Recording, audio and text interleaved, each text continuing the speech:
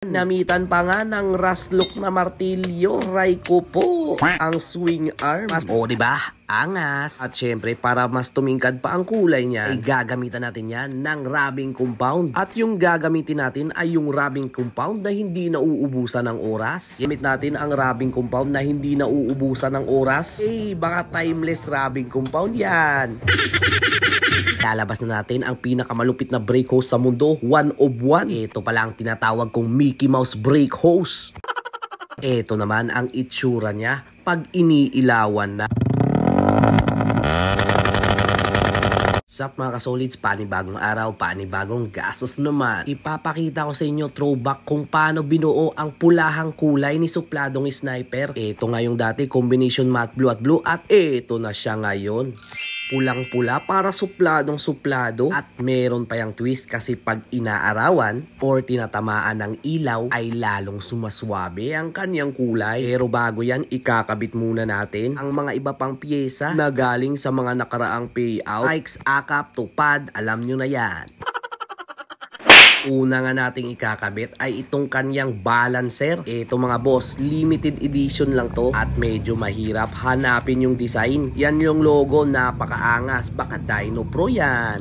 Siyempre kinuha muna natin ang dating bar end niya pero naikabit na din natin ang handle grip. Medyo mahirap lang nga kunin ang nasa loob nakadugtong ng bar end. Ito nga yung paraan, hinila na lang palabas sabay pukpok. Ayun, tanggal naman. Ito nga yung stock na lalagyan niya at after that, kakabit naman tayo ng panibagong brake hose. Ilalabas na natin ang pinakamalupit na brake hose sa mundo, 1 of 1. Ito pala ang tinatawag kong Mickey Mouse brake hose.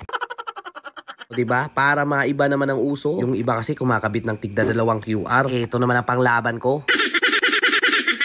Yun, ginabi na nga at ikakabit na natin ang bagong kulay ni supladong sniper. Ito naman ang itsura niya pag iniilawan na. Lumalabas ang malakristal effect.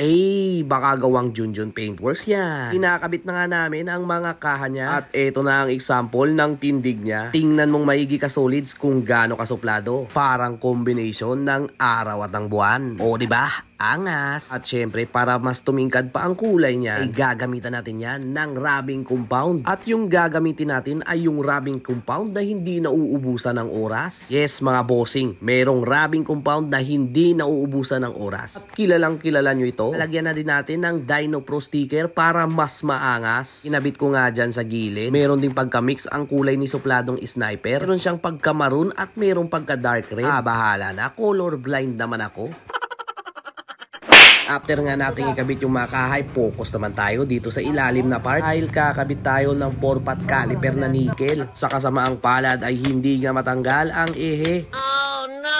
Kaya naman naging pwersahan na naman ang labanan dyan. Namitan pa nga ng Raslok na martilyo. Try ko po ang swing arm. Masakit-sakit pero kailangan gawa ng paraan para makuha ang na-stuck na ehe. Yun, naging successful naman ang operation. Naikabit na nga ang 4-pot nickel caliper. Tuloy naman tayo dito sa pag-rubbing at pagpakintab. Gamit natin ang rubbing compound na hindi nauubusan ng oras. Baka timeless rubbing compound yan. Yung punasan na natin, rub lang ng maigi. Hayaan na muna dyan ang rubbing compound. Kinabukasan ay pwede nang i-car wash. O yun kasolids, mas lalo pa siyang kuminang. At eto na kasolids, ang itsura niya ngayon. Lang pula at mas gumaganda pag tinatamaan ng ilaw. Ano sa tingin nyo mga boss? Bagay naman ba ang combination na pula at silver at ano kaya ang maganda at susunod na kulay? At sana iba naman ang uniform ng tupad para magaya natin dito kay supladong sniper.